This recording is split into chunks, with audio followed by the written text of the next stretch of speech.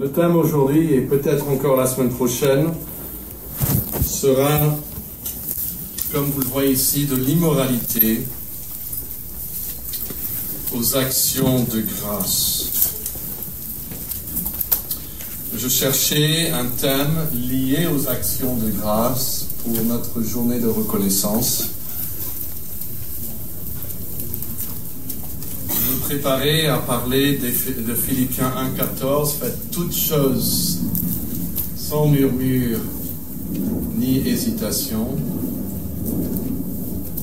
Mais après, j'ai eu à cœur, et je pense que cela vient du Seigneur, de parler d'Éphésiens chapitre 5.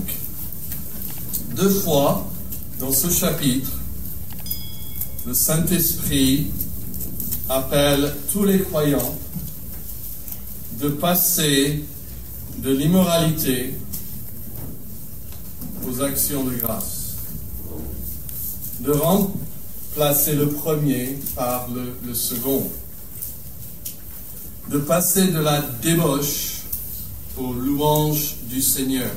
Alors, notez ce thème-là dans les premiers 4 versets. Il dit, Éphésiens 5, « Devenez donc les imitateurs de Dieu comme des enfants bien-aimés et marchez dans l'amour à l'exemple de Christ qui nous a aimés et qui s'est livré lui-même à Dieu pour nous comme une offrande et un sacrifice de bonne odeur. »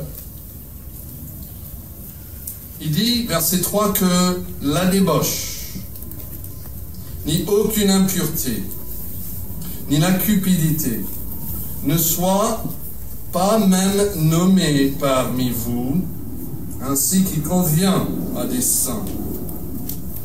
Qu'on n'entende ni paroles grossières, ni propos insensés ou équivoques, choses qui sont contraires à la bienséance,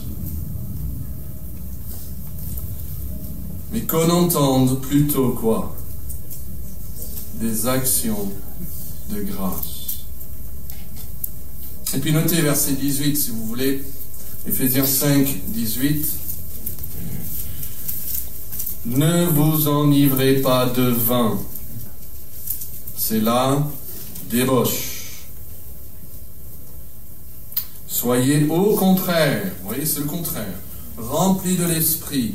Entretenez-vous par des psaumes, par des hymnes, par des cantiques spirituels, chantant et célébrant de tout votre cœur les louanges du Seigneur. Rendez continuellement grâce à Dieu le Père pour toutes choses, au nom de notre Seigneur Jésus-Christ. Donc de l'immoralité, on l'a 2 fois dans ce chapitre, on passe de l'immoralité aux actions de grâce.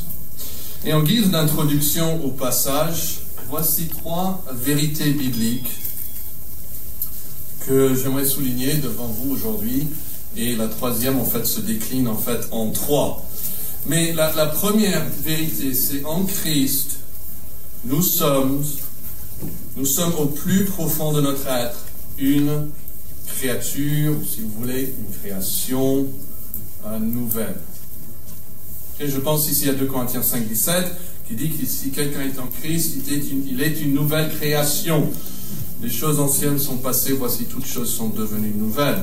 Mais en fait, on pourrait parler de beaucoup de passages, où nous sommes nés de nouveau par l'Esprit de Dieu, où nous sommes unis à Christ, où Christ habite en nous.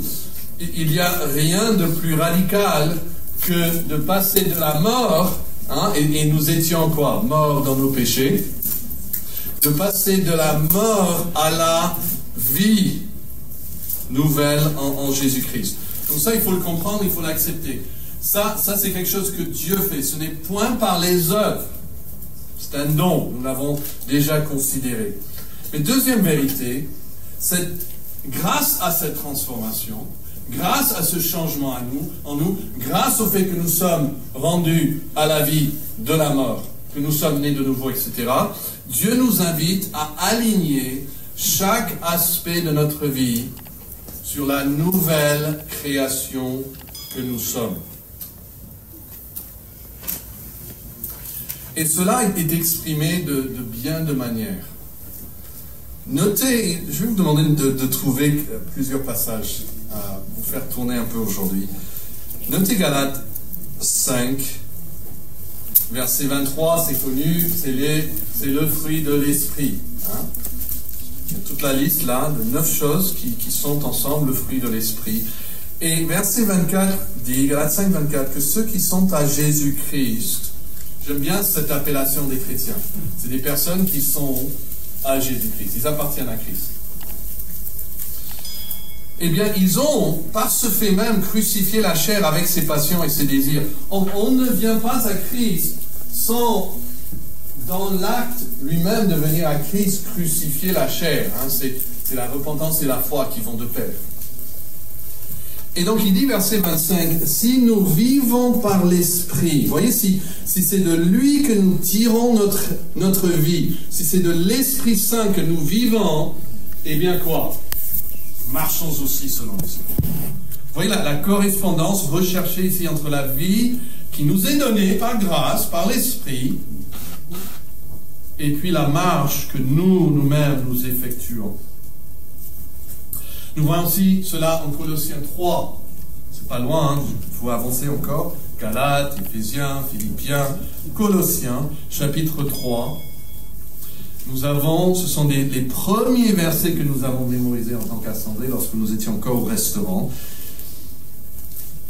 Colossiens 3, verset 12. Ainsi donc, et il dit 3 choses ici, comme des élus de Dieu, comme des saints, et comme des bien-aimés, revêtez-vous de sentiments de compassion, de bonté, d'humilité, de douceur, de patience, etc.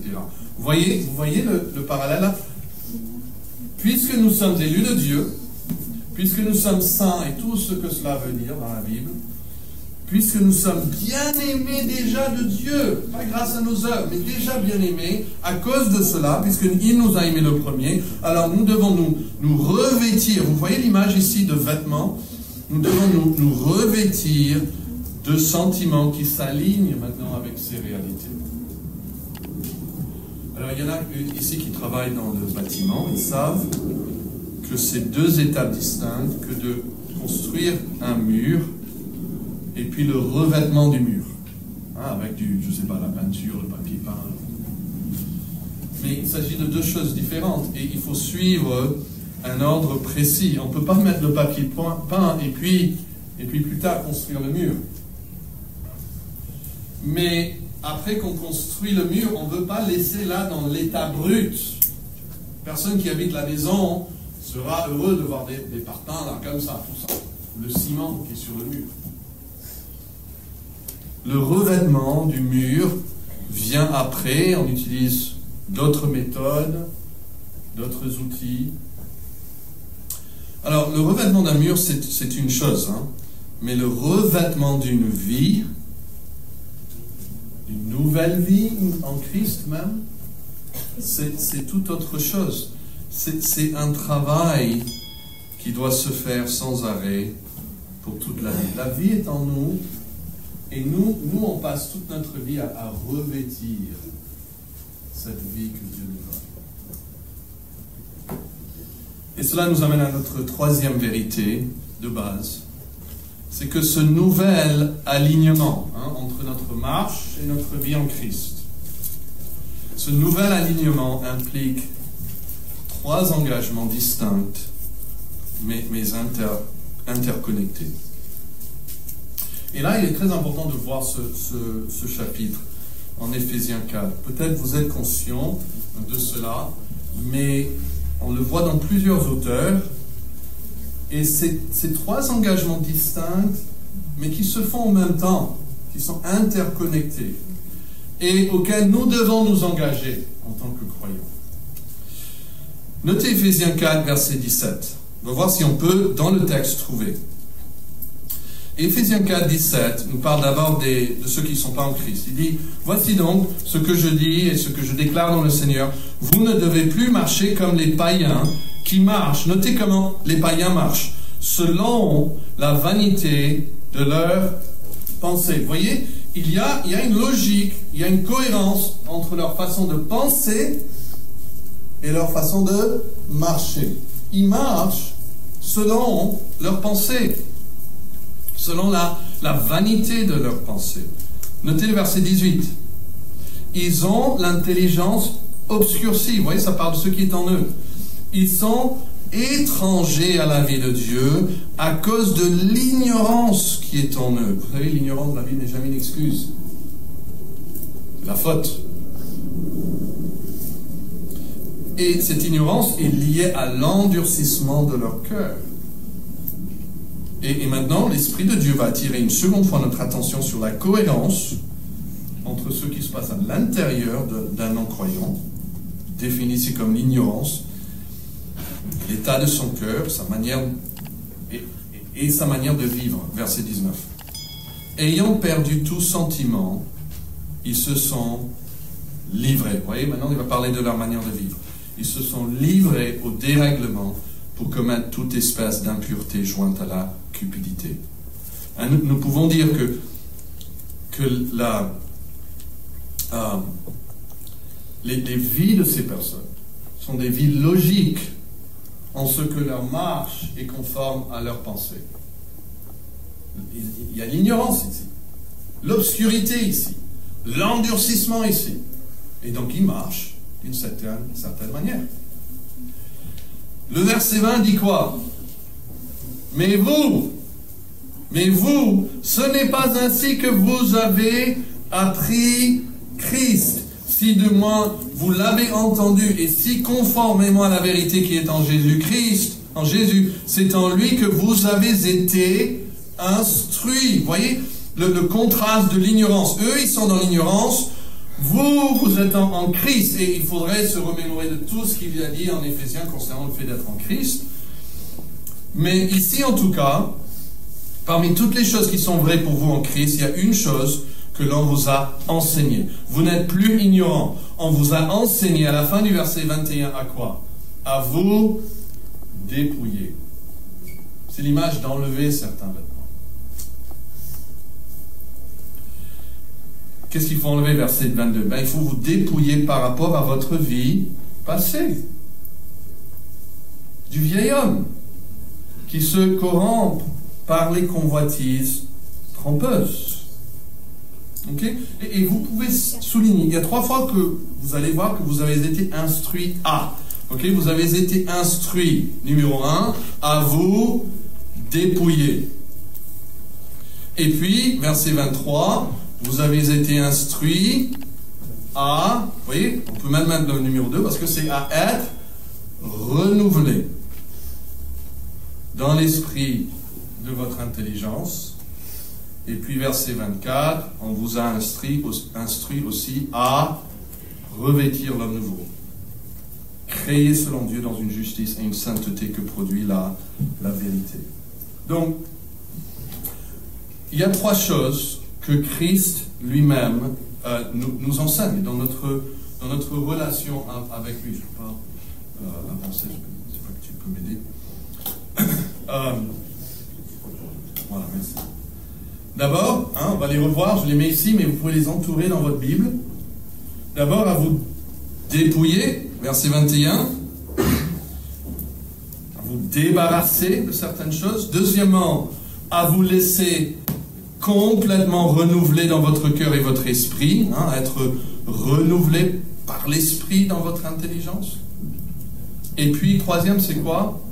À vous revêtir. Vous voyez, donc, on enlève, on est renouvelé et on se rhabille. Et c'est quelque chose qui se passe en fait toute la vie. C'est pas une fois c'est fait puis c'est bon. Non, on vous a instruit à faire cela. Et je vous invite, je veux vous montrer, je prends le temps avec ça pour vous montrer qu'on le voit plusieurs fois dans la Bible. Okay? Vous pouvez trouver Jacques chapitre 1. Puis après, on verra Romains 13. Donc, il faut continuer dans la Bible, vers la fin. Jacques, chapitre 1. Et voyez si vous pouvez trouver ces mêmes 3 étapes. Il dit, verset 21, Jacques 1, 21.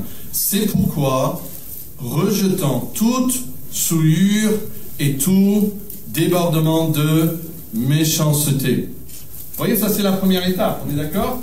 Il faut constamment chercher à se débarrasser de ces choses, à se débarrasser de la souillure et du débordement de méchanceté. Après, qu'est-ce qu'il dit? Recevez avec douceur la parole qui a été plantée en vous et qui peut sauver vos âmes. Ça, c'est l'étape de renouvellement. Vous recevez la parole. Et puis, troisième étape, verset 22, qu'est-ce qu'il faut faire? Il faut après mettre en pratique la parole. Et ne vous bornez pas à l'écouter. Vous voyez, 3 étapes. Se dépouiller de cette méchanceté, se renouveler grâce à la parole de Dieu ici, et se revêtir en mettant en pratique la parole que nous avons lue. Regardez maintenant Romains 13. Encore juste pour voir le même phénomène. Romains 13, verset 12 à 14. Romains 13, verset 12. La nuit est avancée, le jour approche. Quel est le mot suivant pour ceux qui l'ont déjà trouvé? Dépouillons-nous. Dépouillons-nous. Vous voyez, il parle aux chrétiens. Dépouillons-nous donc des œuvres des ténèbres. Vous voyez cette étape? Il faut l'enlever. Et au contraire, qu'est-ce qu'il dit juste après? Dépouillons-nous et puis revêtons les armes de la lumière. Marchons honnêtement comme en plein jour, loin des orgies et de l'ivrognerie, de la luxure et de la débauche, des querelles et des jalousies. Mais, encore verset 14, revêtez-vous du Seigneur Jésus-Christ et n'ayez pas soin de la chair pour en satisfaire les convoitises. Encore, ces deux phénomènes, de se dévertir, d'enlever, de se dépouiller, pardon, et puis de se revêtir. Et puis Colossiens 3. Colossiens chapitre 3. Trouvez aussi dans vos Bibles, s'il vous plaît, Colossiens 3 et verset 5. Il commence ainsi. Faites donc mourir. Vous voyez, c'est un mot encore plus fort, mais c'est la même image que se dépouiller. Il faut faire mourir tout ce qui dans vos membres est terrestre. C'est quoi? C'est la débauche, l'impureté, les passions, les mauvais désirs, la cupidité. C'est presque la même liste que nous avons lue en Éphésiens 5. La cupidité qui est une idolâtrie. C'est à cause de ces choses que la colère de Dieu vient sur les fils de la rébellion. Et c'est ainsi que vous, quoi? Vous marchiez autrefois lorsque vous viviez dans ces péchés. Mais maintenant, renoncez à toutes ces choses. Vous voyez, il le dit encore d'une nouvelle manière. On renonce à ces choses. À la colère, à l'animosité, à la méchanceté, aux calomnies, aux paroles équivoques qui pourraient sortir de votre bouche. Ne mentez pas les uns aux autres, vous étant dépouillés du vieil homme et de ses œuvres, et ayant quoi? Revêtu l'homme nouveau, et si nous trouvons la deuxième étape ici, cet homme nouveau se renouvelle, vous voyez, dans la connaissance selon l'image de Dieu. Pourquoi? Parce que c'est quelque chose de vivant. On peut repeindre le mur et puis on peut le laisser. Pendant quelque temps, en tout cas. Mais si on donne naissance à un bébé, il faut tout de suite nourrir ce bébé. Et ce que Dieu nous donne, c'est une nouvelle vie. Cette vie doit être nourrie. Elle doit être renouvelée dans la connaissance, selon l'image de celui qui l'a créé. Donc, pour revenir maintenant à Éphésiens, s'il vous plaît, chapitre 4, et voir comment il faut non seulement se débarrasser de certaines choses, mais de les remplacer par d'autres. Ça c'est le modèle biblique. On enlève, on travaille sur 2 fronts, si vous voulez, en même temps. 3 fronts ici. Les 3 fronts. On travaille spécifiquement à nous dépouiller de certaines choses. Il faut mortifier la chair. Il faut mettre à mort la chair. On travaille également à se renouveler dans notre esprit, dans notre contact avec Dieu, dans sa parole et dans la prière, constamment. Et en même temps aussi, on travaille à nous revêtir de ces choses nouvelles.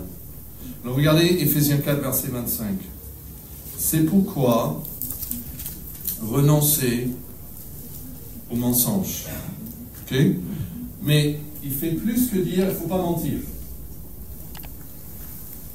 Il faut se dépouiller de ça, mais après il va nous dire, il faut se revêtir d'autre chose. Vous voyez ça, verset 25? Renoncez au mensonge et que chacun de vous parle selon la vérité à son prochain, car nous sommes membres les uns des autres. Vous voyez, au lieu de mentir à l'autre, il faut chercher activement à lui dire la vérité. Ce n'est pas suffisant de dire je ne vais pas mentir. Non, il faut chercher à dire la vérité. Il faut remplacer les mensonges par la vérité. Regardez le verset 28, Éphésiens 4, 28. Que celui qui dérobe ne dérobe plus. Mais ce n'est pas point final ici. Il ne dit pas simplement arrête de voler. Et puis c'est bon. Non, mais plutôt quoi? Qui travaille en faisant de ses mains ce qui est bien, mais c'est pas fini, pour avoir de quoi donner à celui qui est dans le besoin. Vous voyez, au lieu de voler de l'autre, il faut chercher activement, même à travailler, même si c'est dur, et à travailler afin de pouvoir quoi? Donner. Donner. Il ne dit pas simplement il ne faut plus voler, non, il dit non, il faut activement chercher à le remplacer par donner. Regardez le verset 29. Qu'il ne sort de votre bouche aucune parole mauvaise. Ok, stop. Je ferme la bouche. Je ne dis plus rien. Mais je vous assure, je ne vais plus parler à cette personne. Ni en bien, ni en mal. C'est mauvais ça. Parce qu'il dit, mais plutôt s'il y a lieu quelques bonnes paroles qui servent à quoi? L'édification pour l'autre. Et communique une grâce aussi. Vous voyez, j'ai mon épouse, j'ai mon enfant, ma soeur, mon frère, un frère ou une soeur à l'église, ou même un collègue, dire, ok, je dis, non, c'est pas suffisant de dire, je lui dis plus rien. Non, il faut chercher activement à l'édifier, c'est-à-dire à le construire. Et lui donner une grâce, même, par mes mots. Vous voyez ça, le contraste ici, les trois francs, se dépouiller, se renouveler, se revêtir. Et c'est dans notre texte. Tout cela pour revenir à notre texte, pour qu'on voit ici en Éphésiens 5 maintenant, 3 et 4, que la débauche, ni aucune impureté, ni cupidité ne soit même pas nommée parmi vous, qu'ainsi que convient des saints, qu'on n'entende ni de paroles grossières, ni de propos insensés ou équivoques, choses qui sont contraires à la bienséance. Ok, tout ça, il faut s'en dépouiller. Ok, je dis plus rien, je ferme la bouche. Avec quoi faut-il remplacer toute cette immoralité? Qu'on entende plutôt quoi? Des actions de grâce. On remplace l'immoralité par des actions de grâce. Vous voyez, il ne faut pas seulement chercher à se débarrasser de certaines choses, mais à les remplacer. Alors Dieu, ici, le premier point que nous allons développer ce matin, Dieu nous appelle à nous débarrasser de toute communication qui ne convient pas à notre condition de saint. Ça c'est l'appel de Dieu. Ça, c'est l'autorité divine pour nous tous. Nous débarrasser de toute communication qui ne convient pas à notre condition de saint. Vous voyez ça à la fin du verset 3. Il dit « Ainsi qu'il convient à des saints ». Ça nous fait penser à Colossiens 3.12 comme des élus de Dieu, quoi, juste après. Saints et bien-aimés. Il y a des choses qui conviennent à des saints. Et il dit ici, il y a trois choses vraiment dont il faut se débarrasser au verset 3. Et puis encore trois choses dont il faut se débarrasser au verset 4. Et ces choses sont presque des synonymes, ce n'est pas des choses distinctes. Donc regardons Éphésiens 5, verset 3. D'abord, il nous dit « Débarrassez-vous de toute parole immorale ». Vous avez au verset 3 le mot « débauche » ou peut-être « l'impudicité ». Je vais vous donner le mot grec parce que je pense que vous allez reconnaître. C'est le mot « pornéa ». Pornéa vient du pornos, qui était le mot pour une prostituée. Et ce mot pornos, en fait, vient d'un autre mot grec, pornémie, qui veut dire vendre. C'est le verbe pour vendre. Donc c'est une femme en fait qui vend son corps à des fins sexuelles. Et nous avons le mot pornographie, graphie comme photo-image, vient de ce mot. C'est la prostitution par des images. C'est ça la pornographie, c'est la prostitution par des images. Et dans le grec à l'époque, c'est un mot en fait très général pour tout ce qui est immoral d'une manière ou d'une autre. Donc vous avez dans la Sommaire le mot immoralité, ou dans le Darby vous avez le mot fornication. Il dit débarrassez-vous de toute parole de ce genre. Et puis il dit un autre mot là, débarrassez-vous de toute parole impure. Paul utilise maintenant un mot encore plus général, verset 3, que la débauche ni aucune impureté. Aucune impureté. Second 21 dit l'impureté sous toutes ses formes. La Sommaire dit pratique dégradante sous toutes leurs formes. Littéralement, c'est toute substance sale ou souillée. C'est un mot qu'on utilise pour parler de l'ordure en grec. Il faut accepter l'évaluation de la Bible de ces choses. Parce que le monde actuel tente de vous convaincre que ce genre de discours est drôle, que c'est mignon, que c'est simplement une manière ordinaire pour les hommes d'aborder ces sujets. Les hommes ils parlent comme ça. Qu'est-ce que vous voulez? Mais en fait, ce n'est ni drôle, ni mignon. Selon la Bible, c'est sale. C'est sale, c'est vulgaire, grossier, c'est répugnant. Ça sent mauvais aux narines de Dieu. Ça, c'est l'image que le Saint-Esprit désire que nous ayons concernant ces sujets. Non parce que la sexualité en elle-même est mauvaise, au contraire, elle est très belle. Mais c'est comme de l'eau. L'exemple que j'ai utilisé avec mes enfants. De l'eau, on aime bien boire de l'eau fraîche et pure, mais qui veut prendre son gobelet et ramasser l'eau des égouts? Je dis, mais c'est quand même l'eau, et l'eau est bonne. Oui, l'eau est bonne, mais pas sous toutes ses formes.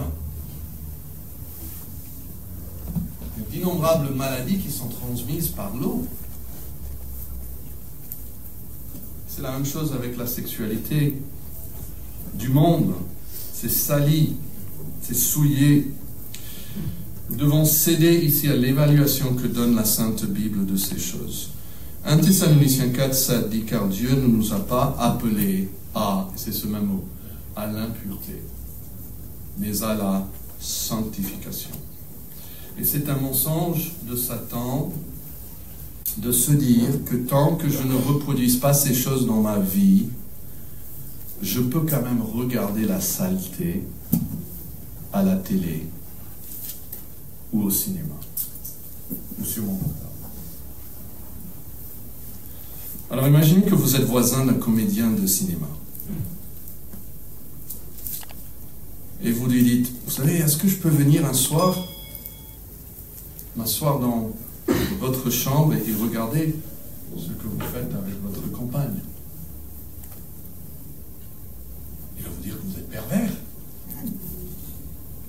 Et puis vous lui dites, ah, attends, mais en fait j'ai déjà vu. Je vous ai déjà vu avec votre compagne. Et c'était en fait vous deux dans la chambre et on vous a filmé et je l'ai vu sur un écran géant. En fait, je sais déjà.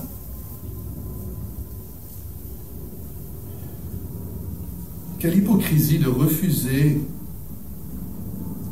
de voir en personne ou de regarder une vidéo qu'un frère souhaite vous montrer de ce qu'il a fait avec sa femme en disant qu'elle hante, tout en visionnant sans aucun scrupule des scènes obscènes et perverses, en vous convainquant que ce n'est pas grave. La réalité, c'est que notre conscience accepte de plus en plus ces choses. Nous ne sommes plus sensibles, en fait, à la saleté quand nous vivons dedans, comme un poisson qui ne sait pas qu'il est dans l'eau. On ne sait plus qu'on est dans les ordures du monde. On y est. Combien d'heures par jour, je ne sais pas, mais on y est et on ne le sait même pas. On s'est tellement habitué à ces choses. Débarrassez-vous de ces choses. Et puis le troisième mot, il dit débarrassez-vous de toute parole d'envie. C'est traduit la cupidité ou la soif de posséder ou encore l'avarice. Ce terme n'a pas forcément une connotation sexuelle, mais c'est juste cette soif de pouvoir avoir plus dans n'importe quel domaine. Et vous savez que ça domine beaucoup de conversations. Ce que je veux, ce que je vais faire pour avoir ça, pour avoir ça, pour avoir ça. C'est le moteur de beaucoup de conversations. Et il dit que ces choses ne soient même pas nommées parmi vous. Une autre traduction dit que ce ne sont pas des sujets de conversation pour les gens qui appartiennent à Dieu. Et puis au verset 4, il y a encore 3 choses. Il n'a pas fini avec nous. Regardez verset 4. Qu'on n'entend ni paroles grossières, ni propos insensés ou équivoques, choses qui sont contraires à la bienséance. Encore 3 termes négatifs. Il dit, débarrassez-vous de tout propos indécent. Verset 4, ces paroles grossières. Ailleurs dans la Bible, c'est traduit honteux ou malséant. Le Darby dit, aucune chose honteuse. Une autre traduction dit, propos indécents.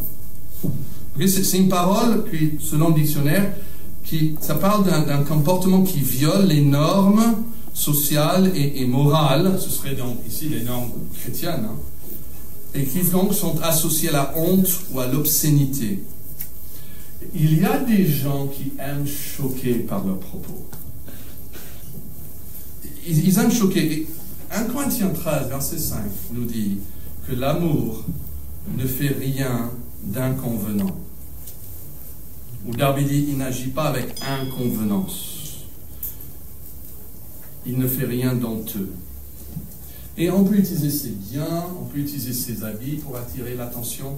Mais il y a des gens qui utilisent leurs paroles. Ils ont une manière de parler facilement pour attirer l'attention à eux-mêmes. Et les saints ne doivent pas utiliser les mots, leurs paroles, de cette manière. Et puis, il dit encore un autre mot au verset 4, regardez-le, qu'on n'entend ni de paroles grossières, ni de propos insensés. Il y a plusieurs traductions pour cela. Les histoires grivoises, de propos stupides, des bouffonneries ou des paroles folles. C'est en fait la seule occurrence de ce mot dans la Bible et ça semble évoquer une humeur qui est grotesque, qui est décalée. On aime bien rire, mais c'est pas pour des choses pures. Et puis il dit, débarrassez-vous de toute plaisanterie avec sous-entendu malsain. Ça c'est, il dit, parole ici équivoque dans ma traduction. Vous avez dans d'autres traductions des plaisanteries équivoques ou les bons mots équivoques. Équivoque veut dire quoi? J'ai dû le chercher pour vérifier. C'est quelque chose qui peut revêtir plusieurs significations. Donc, c'est nature incertaine. On peut l'interpréter de diverses façons. C'est quelqu'un qui va dire quelque chose pour si on lui dit « T'as dit ça ?» Elle a dit « Non, j'ai dit ça. » Mais lui sait bien, nous on sait bien que cette chose qu'il a dite peut quand même être comprise de plusieurs manières. C'est quelque chose, on dit en français, qui a un double sens. En anglais, on a une expression qui est français en fait. On dit un double entendre. Ils essayent de dire le mot à la française, et puis on ne dit pas ce mot en français, je pense. Mais il y a un sous-entendu, il y a un double sens dans le mot. Et puis l'évaluation divine de toutes ces choses, de toutes ces formes de communication, c'est à la fin du verset 24. Il dit, tout cela n'a plus sa place parmi les chrétiens. Ce sont des choses qui sont contraires à la bienséance. C'est inconvenant. Alors, il y a des personnes qui sont légalistes dans leur pensée, qui disent, je peux le faire tant qu'il n'y a pas de règles qui l'interdisent. Mais le Saint-Esprit nous enseigne ici que nous devons tester et évaluer les choses pour juger nous-mêmes si elles sont inconvenantes ou non. Regardez juste quelques versets plus loin. Éphésiens 5, verset 10. Qu'est-ce qu'il dit? Examinez ce qui est quoi? Agréable au Seigneur. Hein, la Sommeur dit, comme des enfants de lumière, efforcez-vous de discerner. Et c'est vraiment ce mot. Examiner, c'est discerner pour pouvoir émettre un jugement. Il faut les discerner. Efforcez-vous de discerner ce qui plaît au Seigneur. C'est pas automatique. C'est pas automatique. Il faut s'efforcer à discerner ces choses. Il faut examiner tout ce que le monde vous offre. Il faut, selon Philippiens 1:10, que vous discerniez les choses les meilleures.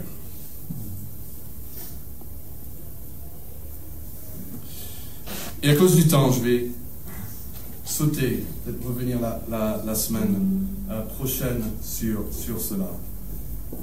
Mais je veux juste terminer, et aussi pour revenir, mais terminer sur la deuxième chose qu'il nous dit.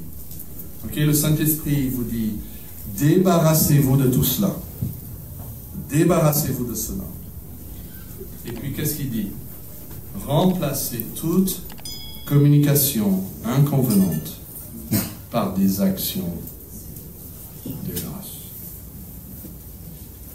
Si vous luttez avec vos paroles, si vous luttez avec vos pensées immorales,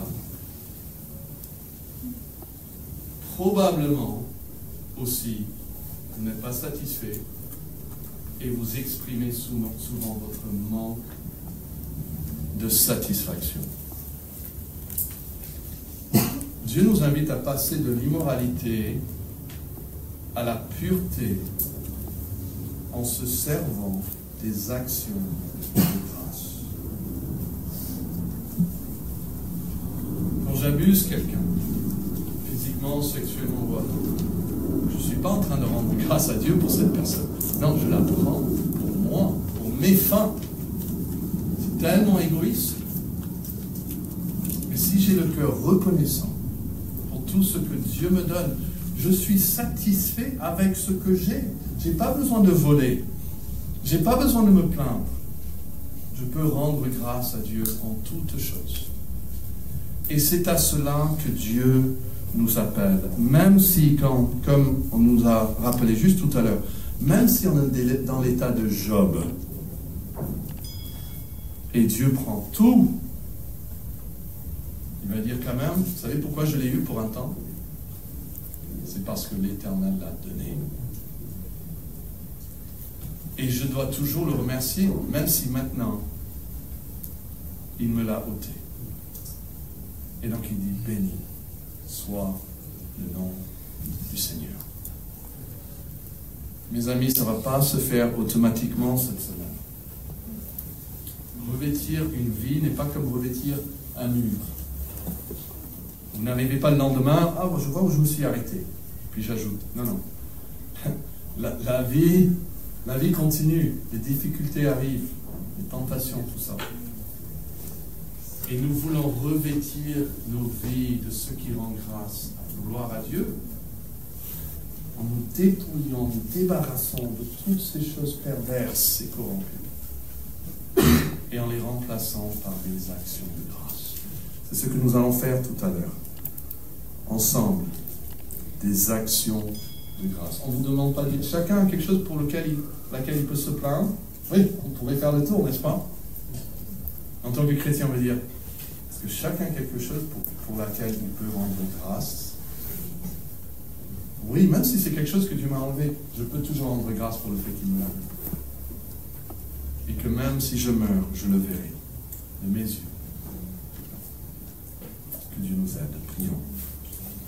Notre Père céleste, tu nous as fait de très grandes choses. Et nous diminuons ta grandeur et ta bonté. Quand nous faisons comme les enfants d'Israël dans le désert, qui se mettaient à plaindre et à plaindre et à plaindre. Nous prions que tu nous aides à prendre des étapes concrètes, à des résolutions sérieuses, de devenir au sein de nos familles, parmi nos collègues, et même dans notre cœur, des personnes pleines de reconnaissance, qui peuvent louer le nom de Dieu malgré et même au sein des épreuves par lesquelles tu nous fais passer. Merci pour le fait que ta grâce est suffisante.